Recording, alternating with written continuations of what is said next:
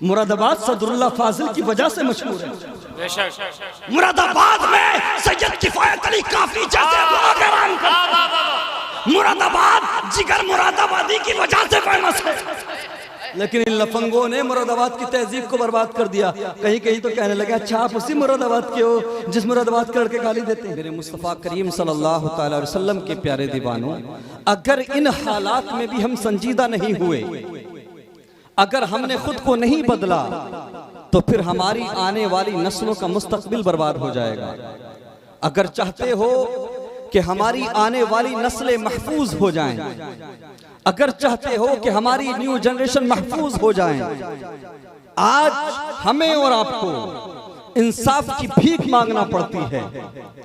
दुनिया में मुसलमान इंसाफ की भीख मांगने नहीं आए थे, इंसाफ कायम करने आए थे। लेकिन आज यही मुस्लिम कौम महकूम बनी हुई है, इंसाफ मांगने वालों की लिस्ट में है। वजह क्या है, रीजन क्या है? यही है कि हमने अपने बुजुर्गों के तरीके को छोड़ दिया, हमने किरदार मुस्तफ़ा को अपनाना छोड़ दिया, हमने सीरत मुस्तफ़ा को अपनाना छोड़ दिया। हम समझते हैं कि दुनिया सब कुछ है, हम समझते हैं कि 10, 20, 50 लाख रुपया कमा लिया तो अब हमसे ज्यादा कामयाब कोई नहीं, अब हमसे ज्यादा फॉरवर्ड कोई नहीं। सारी दुनिया बैकवर्ड है, हम फॉरवर्ड हैं। याद रहे मुसलमानों, 10-20 लाख रुपया कमा लेना, बिल्डिंगें बना लेना, कारें खरीद लेना, ये कामयाबी है। लेकिन ये वो कामयाबी है जिससे आप अपनी जिंदगी को बेहतर बना सकते हो, लेकिन आने वाली नस्लों को कुछ नहीं दे सकते, आने वाली नस्लों का मुस्तकबिल महफूज नहीं कर सकते। मुसलमानों सुनो, मेरी कौम के नौजवानों सुनो, मेरी कौम के गयूर मुसलमानों सुनो, अगर चाहते हो कि तुम्हारी आने वाली नस्लें महफूज हो जाए, तुम्हारी न्यू जनरेशन का मुस्तकबिल महफूज हो जाए, तो सुनो, बिल्डिंगें बने या ना बने, कारें खरीदी जाए या ना खरीदी जाए, पैसा कमाया जाए या ना कमाया जाए, चाहे हमारे पास बिल्डिंग हो या ना हो, सुनो, आज अपने बच्चों के हाथों में मोटरसाइकिल बाद में देना, अपने बच्चों के हाथों में कार बाद में देना, मोबाइल बाद में देना। अगर चाहते हो कि मुस्लिम कौम की हालत बदल जाए तो अपने बच्चों के हाथों में मोबाइल नहीं बल्कि कलम दे दो। अपने बच्चों के हाथों में कलम दे दो, क्योंकि आने वाला दौर उसका होगा जिसके हाथ में कलम होगा, आने वाला वक्त उसका होगा जिसके हाथ में कलम होगा। मामला क्या है, हमारे यहाँ तो तसव्वुर ही नहीं तालीम का। हम दावा तो करते हैं कि हम बहुत संजीदा है तालीम को लेकर, लेकिन नहीं प्यारे, अगर आप गौर व फिक्र करें तो हम बहुत पिछड़ चुके हैं। मेरे मुस्तफ़ा करीम के प्यारे दीवानों, एक अहम बात मैं आपके सामने करूंगा, आप मुझे बताइए, आज मुसलमान महकूम बने हुए हैं, इंसाफ मांगने वालों की लिस्ट में हैं, तरह तरह से मुसलमान परेशान नजर आ रहे हैं, मुसलमानों को निशाना बनाया जा रहा है। अल्लाह अकबर। वजह क्या है, रीजन क्या है? एक बहुत बड़ी वजह है, मैं आपके सामने रख दूं। उलमाए किराम तशरीफ रखते हैं, अगर मेरी बात बुरी लगे तो माफ फरमाएं। याद रहे, तलबुल इल्मी फरीदतुन अला कुल्ली मुस्लिम व मुस्लिमा, इल्मे दीन सीखना हर मुसलमान मर्द और औरत पर फर्ज है। मेरे मुस्तफ़ा करीम के प्यारे दीवानों, होता क्या है, आज घर में अगर 8 बच्चे हैं तो किसी एक को सिलेक्ट किया जाता है, मुंतखब किया जाता है कि एक को मौलवी बनाएंगे, बाकी को स्कूल कॉलेजेस में भेजेंगे, बाकी को यूनिवर्सिटीज में पढ़ाएंगे। मेरे मुस्तफ़ा करीम के प्यारे दीवानों, इल्मे दीन सीखना तो सब पर लाजिम है, सबके लिए जरूरी है। लेकिन मैं यहाँ पर कहता चलूं, मामला ये है, वजह ये है हमारे पिछड़ने की। हम जो दुनिया में रुस्वा हो गए, हम जो दुनिया में नाकाम हो गए, हम जो महकूम बन के रह गए, इसका एक बहुत बड़ा रीजन है। आज से चंद सदियां पहले देखेंगे आप, कुछ सदियां पीछे चले जाइए मेरे मुस्तफ़ा करीम के प्यारे दीवानों, अगर आपके सामने ऑक्सफोर्ड यूनिवर्सिटी की रिसर्च रखूं तो सुनो मुसलमानों, मेरे मुस्तफ़ा करीम सल्लल्लाहु अलैहि वसल्लम का कलमा पढ़ने वालों, सुनो, अगर आप 10वीं सदी, 8वीं 9वीं सदी, 11वीं 12वीं सदी ईस्वी को उठाकर देखेंगे, चंद सदियां पीछे जाएंगे तो सुनो मुसलमानों, दुनिया के अंदर सबसे पहले 3 यूनिवर्सिटीज वजूद में आई थी, और वो तीनों की 3 यूनिवर्सिटीज ना अंग्रेजों की थी ना यहूदियों की थी, वो तीनों की 3 यूनिवर्सिटी बनाने वाले मुसलमान। कराचीन यूनिवर्सिटी मोरक्को मराकश में, अल अज़हर यूनिवर्सिटी मिस्र में, और ट्यूनीशिया के अंदर अज़ैतूना यूनिवर्सिटी 757 ईस्वी, 859 ईस्वी, और अल अज़हर 1096। दुनिया को सबसे पहले यूनिवर्सिटीज देने वाले मुसलमान हैं। मैं पूछना चाहता हूं फिर तुम क्यों पीछे रह गए? वजह क्या? चंद सदियां कबल देखो, पीछे जाओ तो तुम्हारे ही आलिम सुल्तान होते थे। आज की जबान में डॉक्टर कहा जाता है, इंजीनियर कहा जाता है, अधिकारी कहा जाता है, IAS IPS कहा जाता है। आप 10वीं 11वीं 12वीं 13वीं सदी देखिए,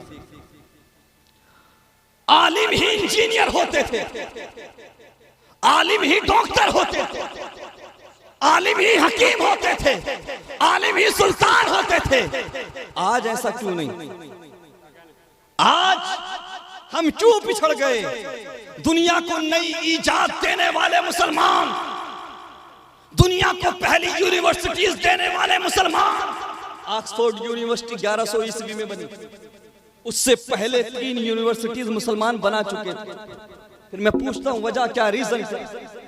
मसला यह है कि अंग्रेजों ने जब बर्रे सगीर पर आक्रमण किया, बर्रे सगीर पर कब्जा किया, तो अंग्रेजों ने देखा कि बर्रे सगीर के मदारिस में दीनी तालीम और दुनियावी तालीम दोनों एक साथ दिलाई जाती हैं, दोनों तालीम का निजाम है। अंग्रेजों ने सबसे पहले इस तालीमी निजाम को खत्म किया, और हुआ ये कि उसके बाद में हालात ऐसे बन गए कि जो मदरसे पढ़ने जाता है उसे दुनिया से कोई मतलब नहीं रह जाता, वो ABCD से कोई मतलब नहीं रखता।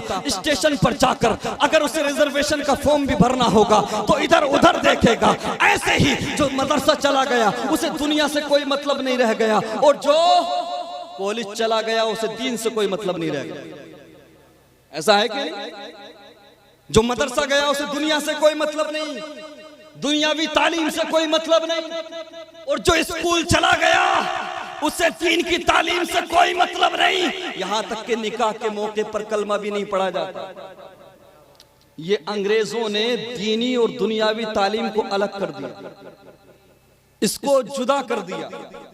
यानी जो मदरसे में जाए वो सिर्फ दीन का होकर रह जाए, और जो कॉलेजेस या यूनिवर्सिटीज जाए वो सिर्फ दुनिया का होकर रह जाए। मुसलमानों, बैलेंस बनाओ, बैलेंस। अगर तुम चाहते हो कि तुम्हें तुम्हारा खोया हुआ वकार मिल जाए,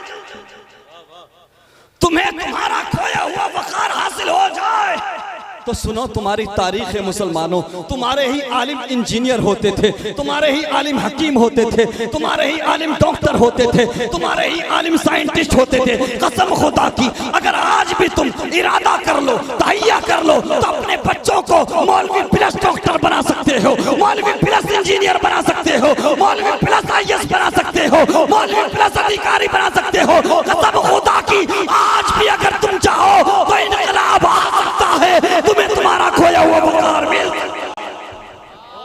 वाह वाह वाह, नारे तकबीर, नारे रिसालत, जिंदाबाद जिंदाबाद जिंदाबाद। फर्स्ट प्रायोरिटी में दीन को दीजिए।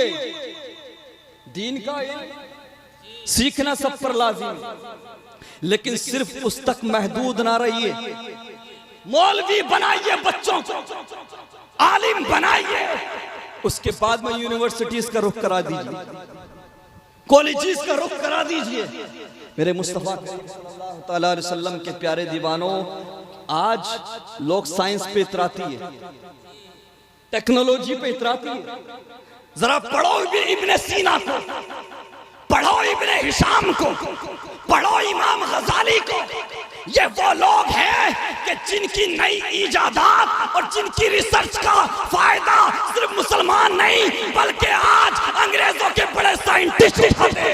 बहुत अच्छे। दुनिया को राह दिखाने आए थे, तुम महकूम बनने नहीं आए थे, तुम गुलामी करने नहीं आए थे। लेकिन मामला ये, हमारे यहाँ तालीम का मतलब ही नहीं। होता क्या है, तूने हाई स्कूल कर लिया, तू दिल्ली चला जा, तूने इंटर कर लिया, तू मुंबई चला जा, तूने मैट्रिक कर लिया तो अरब चला जा, और कहते मुसलमानों की नौकरियां नहीं लगती। अच्छा जी, क्यों लगेंगी नौकरियां? पढ़ाते हो, पढ़ाया तुमने? अरे पढ़ाने वाले वो होते हैं कि जब पढ़ाते हैं तो बेहतरीन मदरसे में पढ़ाते हैं, पढ़ाते हैं तो बेहतरीन कॉलेज में पढ़ाते हैं, और नौकरियां उनके बच्चों की लगती है। मौलवी, काबिल आलिम उनके बच्चे बनते हैं कि जिन्हें अपना घर बेचकर अगर किराए के मकान में भी रहना पड़े तो रहते हैं, लेकिन बच्चों को आला तालीम दिलाते हैं। बहुत अच्छे जिंदाबाद। और आजकल के मुसलमान तो हाई स्कूल तक पहुंचते पहुंचते सांस फूल जाती है। क्या कहने, इंटर तो बहुत बड़ी बात हो गई जनाब। मेरे मुस्तफ़ा करीम के प्यारे दीवानों, मैंने कहा कि आप दुनियावी और दीनी तालीम दोनों लेकर चलिए, दोनों बच्चों को पढ़ाइए। और अगर कोई ये कहे कि दुनियावी उलूम हासिल करना बुरी बात है, मैंने कहा फर्स्ट प्रायोरिटी, सबसे ज्यादा अहमियत दीनी तालीम को दो, लेकिन उसके साथ साथ दुनियावी उलूम भी हासिल करो। और अगर कोई इनकार करे, इन हालात में भी अगर कोई ये कहे कि दुनियावी उलूम हासिल कराना जरूरी नहीं, तो उससे पूछ लेना, अगर दुनियावी उलूम हासिल करना बुरी बात है तो स्टेज पर चीख चीख कर दुनिया को ये क्यों बताते हो कि आला हज़रत, क्या कहने, इमाम अहमद रजा खान कसानी ना मैथ में है, ना बायोलॉजी में है, ना दुनियावी उलूम में है, फिर दुनिया को ये क्यों बताते हो कि आला हज़रत को 56 उलूम पर महारत थी? बहुत अच्छा। इसका मतलब ये है अहमियत सबसे ज्यादा दीन की तालीम को दो, लेकिन उसके साथ साथ दुनियावी उलूम भी हासिल करो। याद रहे, आज जो चाहे लोग हमारे साथ कर जाते हैं। ऐसा है कि वजह क्या है कि हम सिस्टम का हिस्सा नहीं हैं। हम सिस्टम का हिस्सा नहीं है, और जब तक हम सिस्टम का हिस्सा नहीं बनेंगे हमारे हालात नहीं बदल सकते। जरा सोचे तो सही, दुनिया को तर्जे बंदगी, तर्जे जिंदगी सिखाने वाले मुसलमान आज सबसे पीछे, दुनिया को नई नई इजादात देने वाले मुसलमान, दुनिया को सबसे पहले यूनिवर्सिटीज देने वाले मुसलमान सबसे पीछे। वजह यही है कि हमने अपने बुजुर्गों के तरीके को छोड़ दिया, हमने अपने असलाफ के तरीके को छोड़ दिया। मुसलमानों याद रहे, आज दुनिया तुम्हें बैकवर्ड होने का ताना देती रहे, दुनिया तुम्हें पिछड़ा हुआ कहती रहे, कहने दो, लेकिन सुनो, तुम और पीछे चले जाओ, 100-200 साल नहीं, 300-400। नारे तकबीर, नारे रिसालत, मसलके आला हजरत। माशाअल्लाह, सुभान अल्लाह। मद्दाह रसूल जनाब गुलाम नूर मुजस्सम साहब कबिला तशरीफ ला चुके हैं, और हजरत अल्लामा मुफ्ती हम्माद रजा कादरी मुरादाबादी ये एक ऐसे खतीब हैं कि जिनको पूरा हिंदुस्तान सुनता है। इनके घर में हमें आप सुन रहे हैं तो ये आपकी बात है, आपकी मोहब्बतें हैं, वरना इनको सुनने के लिए पूरा हिंदुस्तान बेकरार रहता है। ऐसा है कि नहीं? इनका घर का जलसा है, इनके मदरसे का जलसा है। अल्लाह ताला इस महफिल को कबूल फरमाए। मैं जो कह रहा हूँ आपसे मुसलमानों, मेरे बुजुर्गों, नौजवान साथियों, याद रहे, मुसलमान दुनिया में हुकूमत करने आए थे, महकूम बनने नहीं आए थे, गुलामी करने नहीं आए थे। और जब तक मुसलमानों ने दोनों उलूम को हासिल करना जरूरी समझा, दुनियावी उलूम हो या दीनी उलूम हो, तब तक मुसलमान सारी दुनिया पर गालिब रहे, हाकिम बने रहे। लेकिन जैसे ही दीनी और दुनियावी उलूम को अलग कर दिया गया, ये कौम महकूम बनकर रह गई। ऐसा है क्या? तो सुनो, आज होता क्या है, लोग पढ़ाते नहीं ना। आप ईमानदारी के साथ बताओ, लोग ये शिकायत करते हैं कि नौकरियां नहीं लगती। अच्छा, अगर तुम्हारा बच्चा नफरत का शिकार हो भी जाए, नौकरी ना भी लगे, तो ईमानदारी के साथ बताओ, क्या तुम्हारे बच्चे की कोई काबिलियत को छीन सकता? नहीं छीन सकता ना। काबिल बनाओ बच्चों को, काबिल, चूंकि काबिलियत कोई नहीं छीन सकता। और जब तक हमारे हाथ में कलम नहीं आएगा, तब तक कामयाबी नहीं मिल सकती। आज हमारे यहाँ तो मुताले का शौक खत्म, पढ़ने का शौक खत्म, स्टडी में हमारा मन ही नहीं लगता। और ये पुरफितन दौर है। अगर घर के अंदर 15 अफराद हैं तो 16 मोबाइल होंगे, 15-14 नहीं होंगे। ऐसा है कि नहीं? लंगड़े का अलग, लूले का अलग, अंधे का अलग, काने का अलग, बुढ़े का अलग, बुढ़िया का अलग। ऐसा है कि नहीं? ये मोबाइल फोन बर्बाद कर रहा है, नई नस्ल को बर्बाद कर रहा है। मुसलमानों सुनो, अगर मुजरा करने वालों की लिस्ट निकाली जाए, नाच गाना करने वालों की लिस्ट निकाली जाए, तो जो टॉप 10 सोशल मीडिया इन्फ्लुएंसर हैं उनमें से 8 मुस्लिम लड़के और लड़कियां। अच्छा, अगर बात करें तालीम की, बात करें एजुकेशन की, तो जामिया हमदर्द में जाकर देखो, जामिया मिल्लिया यूनिवर्सिटी दिल्ली में जाकर देखो कि अगर 200 बच्चे उर्दू सब्जेक्ट के पढ़ने वाले हैं तो उसमें से 50% से ज्यादा बच्चे गैर मुस्लिम हैं, मुसलमान। फिर हम कहते हैं हम महकूम बन के रह गए, हम पर जुल्म हो रहा है, हमारे हालात नहीं बदल रहे। मुसलमानों सुनो, याद रखो, बिना तालीम के, बिना एजुकेशन के ना तुम अपने हालात बदल सकते हो, ना अपनी आने वाली नस्लों के हालात बदल सकते हो। बहुत अच्छे, जिंदाबाद, बहुत अच्छा। कुरान भी पढ़ाओ, दीन का इल्म भी हासिल कराओ और दुनियावी उलूम भी हासिल कराओ। मेरे मुस्तफ़ा करीम सल्लल्लाहु अलैहि वसल्लम के प्यारे दीवानों, आला हजरत इमाम अहमद रजा खान अलैहि रहमत व रिज़वान की जिंदगी को पढ़ो। सिर्फ दुनियावी एतबार से या दीनी एतबार से, किसी एक एतबार से नहीं, आप दोनों तरह से देखो। दुनियावी उलूम में उनका कोई सानी नहीं, दीनी उलूम में उनका कोई सानी नहीं। और ऐसा नहीं है कि सिर्फ दीनी मामलात में उन्होंने हमें गाइड किया, दुनियावी मामलात में भी उन्होंने हमें गाइड किया है। लेकिन उन्हें पढ़ने, सिर्फ नारा लगाने से काम नहीं चलेगा, सिर्फ नारा लगाने से काम नहीं चलेगा, उनके तरीके को अपनाना पड़ेगा, उनकी किताबों को पढ़ना पड़ेगा।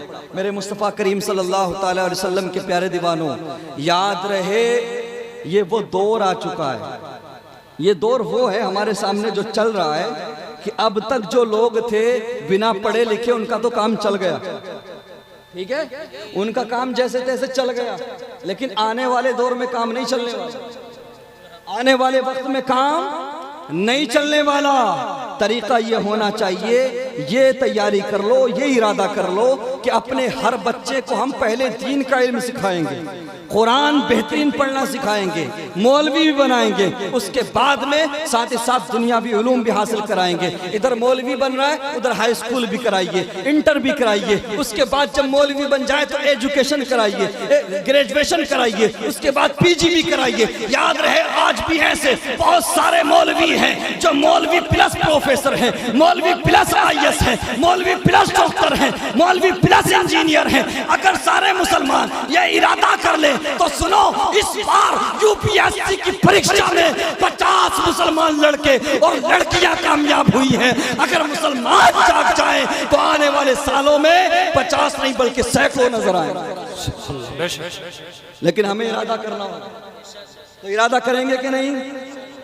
होता क्या है, हम समझते हैं कि जिसने पैसा कमा लिया, बिल्डिंगें बना ली, घर बना लिया, बस यही कामयाबी। यही कामयाबी तो है, लेकिन आप अपनी जिंदगी खूबसूरत तरीके से गुजार सकते हो। आने वाली नस्लों को अगर कामयाब बनाना है तो उनके हाथों में कलम दे दो। तालीम हासिल करना ये सबसे बड़ी कामयाबी है, और अपने दिल में इश्क़ मुस्तफ़ा और खौफ खुदा को बसा ले। याद रहे मुसलमानों, मैं जो जोर दे रहा हूं, आलिम प्लस डॉक्टर, आलिम प्लस इंजीनियर, आलिम प्लस IAS, उसकी वजह यह है आजकल लोगों की ये थिंकिंग हो गई, ये माइंड सेट हो गया, अरे यार मौलवियों को क्या पता दुनिया कहां से कहां पहुंच गई, मौलवी क्या जाने स्टेटस क्या होता है, मौलवी क्या जाने लेवल क्या होता है, मौलवी क्या जाने दुनिया के कदम से कदम कैसे मिलाया जाता है। अल्हम्दुलिल्लाह आज भी मौलवी अपने मैदान में कामयाब हैं, लेकिन तुम्हें आने वाली नस्लों को मौलवी प्लस डॉक्टर बनाना है, मौलवी प्लस इंजीनियर बनाना है, मौलवी प्लस IAS बनाना है, मौलवी प्लस ऑफिसर बनाना है, मौलवी प्लस प्रोफेसर बनाना है, ताकि किसी भी इंसान की आलिम पर नजर पड़े तो वो ये ना समझे कि ये बैकवर्ड है, बल्कि जब भी आलिम पर नजर पड़े तो इसके दिमाग में इमाम गजाली आने चाहिए, उसके दिमाग में इब्ने सीना आने चाहिए, उसके दिमाग में इब्ने हिशाम आना चाहिए, उसके दिमाग में आला हज़रत इमाम अहमद रज़ा खान का तसव्वुर आना। नारे तकबीर, नारे रिसालत। बच्चों को आला तालीम दिलाओ और अपने दिलों के अंदर खौफ खुदा और इश्क़ मुस्तफ़ा बसा लो। मैं अपनी गुफ्तगू को इख्तिताम की तरफ ले जा रहा हूँ। हमारे नूर भाई की ट्रेन भी है, ये पढ़ेंगे उसके बाद ट्रेन पकड़ेंगे लखनऊ के लिए। 3 बजे से पहले गालिबन इनकी ट्रेन है। आखिरी चंद कीमती बातें सुन लीजिए। मेरे मुस्तफ़ा करीम के प्यारे दीवानों, अल्लाह तबारक व तआला ने जब से दुनिया बनाई तब से लेकर क़यामत तक, सुन रहे कि नहीं? जरा इधर देखें। एक मर्तबा पुकारें या रसूल अल्लाह और मोहब्बत से पुकारें या हबीब अल्लाह। अल्लाह ने अपनी रहमत के 100 हिस्से किए और जब से दुनिया बनी तब से लेकर क़यामत तक रहमत का सिर्फ एक हिस्सा तकसीम किया है। आज लोग ये समझते ना क्या करेंगे पढ़ाकर, क्या करेंगे मौलवी बनाकर, क्या करेंगे डॉक्टर बनाकर। अरे यार बिल्डिंग खड़ी करो, कारें खरीदो, बस यही कामयाबी है। एंजॉय करो, बस यही कामयाबी है। नहीं प्यारे सुनो, दुनिया की रंगीनियों में महव हो जाने वालों, दुनिया की रंगीनियों में डूब जाने वालों, सुनो, अल्लाह ने अपनी रहमत के 100 हिस्से किए। जब से दुनिया बनी तब से लेकर क़यामत तक अल्लाह ने अपनी रहमत का सिर्फ एक हिस्सा तकसीम किया। कितना? एक हिस्सा। बुखारी और मुस्लिम शरीफ की मुत्तफ़क़ अलैह हदीस। और उसी रहमत के एक हिस्से में माँ बाप से बच्चों की मोहब्बत चलती है, मियाँ बीवी की मोहब्बत चलती है, बहन भाई का प्यार चलता है, जानवर अपने बच्चों से प्यार करते हैं। उसी रहमत के एक हिस्से में दुनिया के कैसे कैसे नज़ारे हैं। उसी रहमत के एक हिस्से में हमारे दस्तरखान पर अल्लाह की न जाने कितनी अता करदा नेमतें हैं, न जाने कैसी कैसी ग़िज़ाएं हैं। जरा देखो तो सही, दुनिया की रंगीनियाँ, दुनिया की खूबसूरती, दुनिया के अंदर जो कुछ तुम्हें नजर आ रहा है वो अल्लाह की रहमत का सिर्फ एक हिस्सा है। सुनो दुनिया को सब कुछ समझने वालों, बिल्डिंगें बनाकर यह समझने वालों कि हम कामयाब हैं, कारें खरीद कर खुद को कामयाब समझने वालों, सुनो अल्लाह तबारक व तआला ने अपनी रहमत के 100 हिस्से किए, सिर्फ एक हिस्सा बांटा है क़यामत तक के लिए। और रहमत के 99 हिस्से परवरदिगार ने महफूज करके रखे हैं। महशर के मैदान में रहमत के 99 हिस्से अल्लाह के नेक बंदों पर रहमत की बारिश बनकर बरसते नजर। जरा सोचे तो सही, रहमत के 99 हिस्से मोमिनीन पर महशर के मैदान में बरसेंगे रहमत बनकर। एक रहमत के हिस्से को हासिल करने के लिए हम न हराम हलाल कुछ नहीं सोचते, कोई परवाह नहीं, कोई फर्क नहीं पड़ता। एक रहमत के हिस्से को पाने के लिए सब कुछ भूल जाने वालों 99 रहमत के हिस्से महफूज हैं। इसलिए अपने दिल में खौफ खुदा, इश्क़ मुस्तफ़ा बसा लो। और याद रहे, अगर तेरे गुनाहों को तेरे माथे पर नहीं लिखा जा रहा, अगर तेरे ऐब जमाने के सामने आया नहीं हो रहे हैं, तो ये मत समझना ये तेरी कामयाबी की वजह है या तेरी दौलत की वजह है। तुझ पे पैसा है इसलिए तू कामयाब है, नहीं प्यारे। आज होता क्या है, लोग पड़ोसियों का हक मार के, भाई भाई का हक मार के, हराम हलाल की तमीज नहीं, उसके बाद सीना तान के चलते हैं। ऐसा है। सुनो मुसलमानों, पहले अंबिया की उम्मतों का हाल देखो। अगर कोई रात के अंधेरे में शराब पीता था तो सारी दुनिया सुबह को जान लेती थी कि इसने शराब पी। कुदरती तौर पे उसके माथे पर शराबी लिख दिया जाता। अगर कोई रात के अंधेरे में जिना करता था तो सारी दुनिया जान लेती थी कि इसने रात के अंधेरे में जिना किया है। अगर कोई चोरी करता था तो सारी दुनिया जान जाती थी। ईमानदारी के साथ बताओ, कौन सा गुनाह नहीं कर रहे हमारी शराब? हमारे नौजवान रात दिन जिनाकारी हो रही है, चुगली हमारे लोग कर रहे हैं, झूठ पे झूठ बोल रहे हैं, हराम रात दिन खा रहे हैं, चोरियां कर रहे हैं, सब कुछ कर रहे हैं। लेकिन उसके बावजूद अगर हमारे तुम्हारे गुनाहों को छुपाया जा रहा है तो तेरी ताकत का कमाल नहीं, तेरी दौलत का, तेरी शोहरत का कमाल नहीं। अगर तेरे मेरे गुनाहों को माथे पर नहीं लिखा जा रहा, छुपाया जा रहा है, तो ये फकत आमिना के लाल। वरना पहले होता क्या था, जो उम्मतें नाफरमानियां करती थी रब की, उन उम्मतों को जमीन में धंसा दिया गया। किसी कौम को बंदर बना दिया, किसी कौम को सुअर बना दिया गया।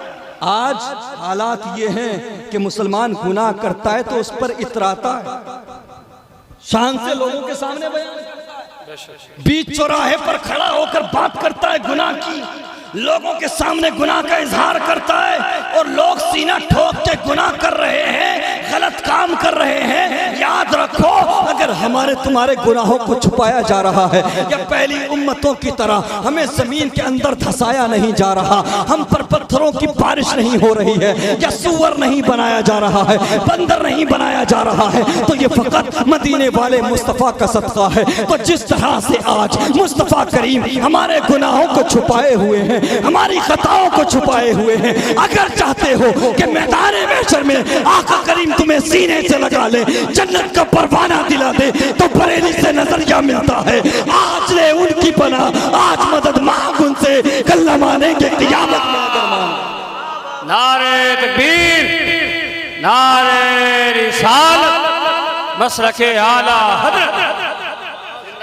मेरे मुस्तफ़ा करीम सल्लल्लाहु अलैहि वसल्लम के प्यारे दीवानों, आज तो मामला ये है, जो जितना बड़ा हरामी है, जो जितना बड़ा गलत काम करने वाला है, गांव के लोग भी उसे ही ज्यादा सलाम करते हैं। ऐसा है कि नहीं? ऐसे हालात है कि नहीं? हराम हलाल कोई परवाह नहीं, चाहे रात दिन दलालियां करता हो, रात दिन झूठ बोलता हो, रात दिन गलत काम करता हो, लोग उसको सलाम कर रहे हैं, उसको इज्जत दे रहे हैं, और बड़े सम्मान के साथ उससे पंचायतें कराते हैं। ऐसा है जो खुद हरामी है उससे पंचायतें आजकल लोग कराते हैं। मामला यही है ना, लोगों ने सोच रहे यार मौलवियों का राजनीति से क्या काम है?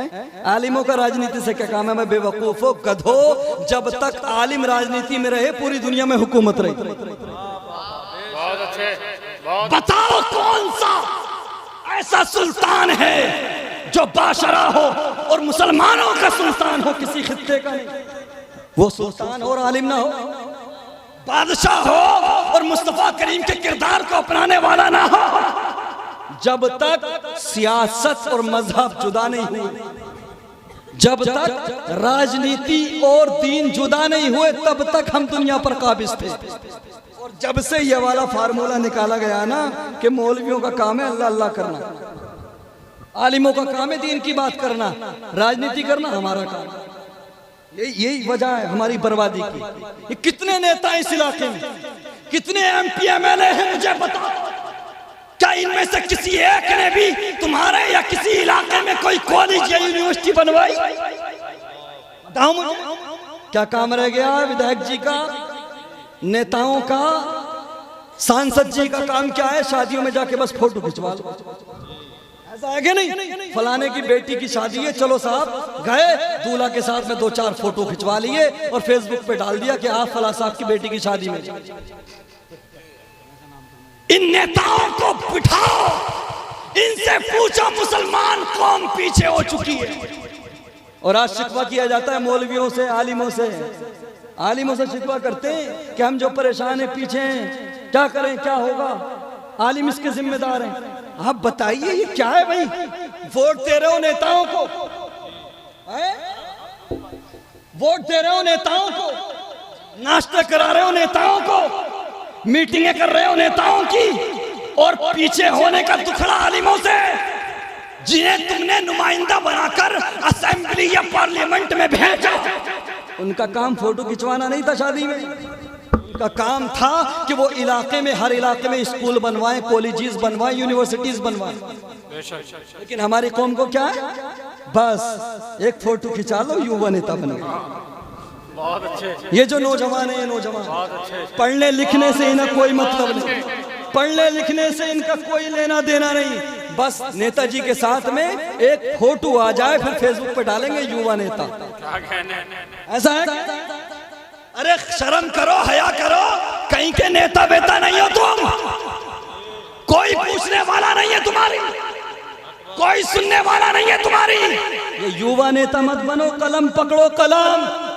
इन नेताओं को अपने पीछे चलाने वाला बनो। अगर तुम्हारे हाथ में कलम होगा। आज मुजरा कर रहे हैं 8-8 साल के 10-10 साल के बच्चे जिनके टूण नहीं सूखे टूण। ऐसा है बहुत अच्छे। अरे जिस उम्र में हम लोग मिट्टी खाते थे उस उम्र के लड़के आजकल 8-10 साल की उम्र के लड़के सोशल मीडिया पर इसको मोहब्बत की रील बना के डाल रहे, प्यार मोहब्बत की रील बनाकर डाल रहे। मुझे बताइए ये क्या है, वजह क्या है? हमारे घरों में इस्लामी कल्चर नहीं, मगरबी कल्चर है। जिस उम्र में हमें यह भी नहीं पता था कि जेंडर मेल और फीमेल क्या है, लड़की क्या है, लड़का क्या है, उस उम्र के लड़के आजकल मोहब्बत की बात करते, इश्क की बात करते, रील बनाते हैं। मैंने कहा इन लड़कों के हाथों से मोबाइल छीन लो, इनके हाथों से मोबाइल छीन लो, कलम दे दो, वरना मुजरा करने वाले रह जाएंगे सिर्फ। और मुजरा करने वाले पैसा कमा सकते हैं, इज्जत नहीं कमा सकते। और नौजवानों सुनो, तुम मुजरा करके 10 मिलियन नहीं 50 मिलियन फॉलोवर्स कर लो, तुम छपरी थे, छपरी रहोगे। सुनो, IAS बन के आओ, IAS बन के आओ, IPS बन के आओ। हम सारे मौलवी मिलकर तुम्हारा इस्तेमाल करेंगे, तुम्हारे गले में लगा देंगे। बहुत अच्छे भाई, जिंदाबाद जिंदाबाद, बहुत अच्छे। जिसे देखो वो मुजरा करने चला। जिंदाबाद जिंदाबाद हजरत, क्या कहने माशाअल्लाह। और ये जो इस खित्ते के 2-4 लफंगे हैं, पाक बड़ा मुरादाबाद और इस साइड के, कसम खुदा की मुरादाबाद की तहजीब को बर्बाद करके रख दिया। मुफ्ती अहमद साहब के बिला पूरे हिंदुस्तान में जाते हैं, इनसे पूछिए। ये उलमा इकराम पूरे हिंदुस्तान में सफर करते हैं, इनसे पूछिए। मुरादाबाद सदरुल्लाह फाजिल की वजह से मशहूर है। मुरादाबाद में सैयद किफायत अली काफी जैसे लोग आराम करते। मुरादाबाद जिगर मुरादाबादी की वजह से फेमस है। लेकिन इन लफंगों ने मुरादाबाद की तहजीब को बर्बाद कर दिया। कहीं कहीं तो कहने लगे अच्छा आप उसी मुरादाबाद के हो जिस मुरादाबाद के लड़के गाली देते हैं। आज 2-2 साल के बच्चे, 3-3 साल के बच्चे गालियां दे रहे हैं। बुढ़े को भी गाली दे रहे हैं, बाप को भी गाली दे रहे हैं, चच्चा को भी गाली दे रहे हैं, माँ को भी गाली दे रहे हैं। वजह क्या? रात दिन इन्हीं वाहियात लोगों को, इन्हीं लफंगों को हमारे बच्चे मोबाइल पर देख रहे हैं। पहले बच्चे रोते थे तो खवातीन बुजुर्गों के किस्से सुनाती थी, गौसे आजम की करामतें सुनाती थी। आजकल की माएं भी बड़ी एडवांस हो गई हैं। जैसे ही बच्चे ने रोना शुरू किया फौरन मोबाइल निकाल के दे दिया, रील लगा के दिया। अब जो वो देखेंगे, जैसा वो देखेंगे वैसे वो बन जाएंगे। बहुत अच्छा। अपने बच्चों के हाथों में मोबाइल मत दो, बल्कि कलम दे दो, कलम।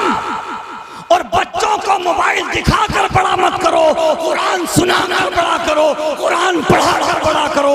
क्या तुम नहीं जानते, क्या तुम्हें नहीं पता कि अगर माँ कुरान पढ़ने वाली हो तो बेटा माँ के पेट से 17 पारों का हाफिज बन के अब्दुल कादिर पैदा। सुभान अल्लाह, सुभान अल्लाह। माँ कुरान पढ़ने वाली हो तो बेटा साबिर कलियरी पैदा होता है।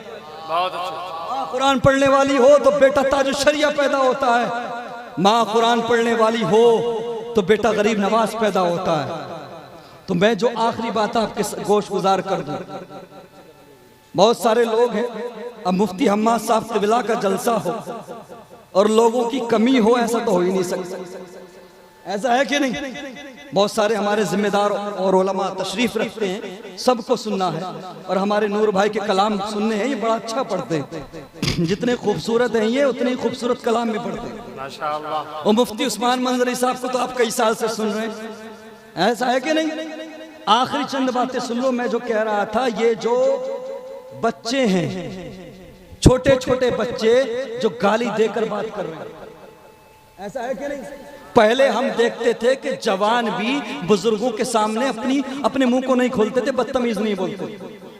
आजकल के छोटे छोटे बच्चे भी गालियां दे रहे हैं। वजह यही है कि हमारे इलाके में एक ऐसी वबा फैली है, एक ऐसी हवा चली है अमा मुफ्ती साहब किबला या आजकल के नौजवान लड़के लड़कियां बन के बुर्के पहन के वीडियो बना रहे हैं। और हालात ऐसे हो गए हैं कि कब्रिस्तान में भी जाकर वीडियो बना रहे हैं। क्या है यार ये सब करके चंद फॉलोवर्स कमा सकते हो, लेकिन आने वाली नस्लें जो वो लंगड़ी और लूली हो जाएंगी, वो मुजरा ही करने वाली रह जाएंगी। मुजरा करने से आप गौर करें, गैर मुस्लिमों की कितनी बड़ी तादाद है, 100 करोड़ है, ऐसा है कि नहीं? अगर आप उनके सोशल मीडिया इन्फ्लुएंसर निकालोगे तो उनकी तादाद के हिसाब से 5% भी नहीं, और मुसलमान 20 करोड़ हैं।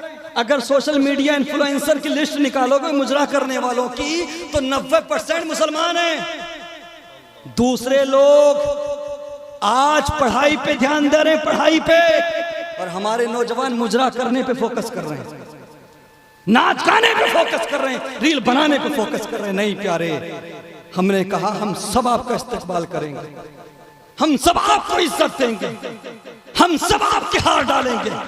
मुजरा करने वाला मत बनो, नीट क्वालिफाई करो, यूपीएससी क्रैक करो, आईएएस बनो, आईपीएस बनो, डॉक्टर बनो, हम तुम्हारे नाम का नारा लगाएंगे, तुम्हारे गले में हार डालेंगे, और बेहतरीन आलिम बनो, बेहतरीन मुफ्ती बनो। कामयाबी इसमें है। लेकिन मामला ये है कि लोग ये समझते यार 8 साल 6 साल 7 साल हम MBBS करके या MS करके या डॉक्टर की पढ़ाई करके क्या करेंगे? 2 महीने हॉस्पिटल में जाके पुड़िया बांध लो, डॉक्टर बन गए। ऐसा है क्या? नहीं।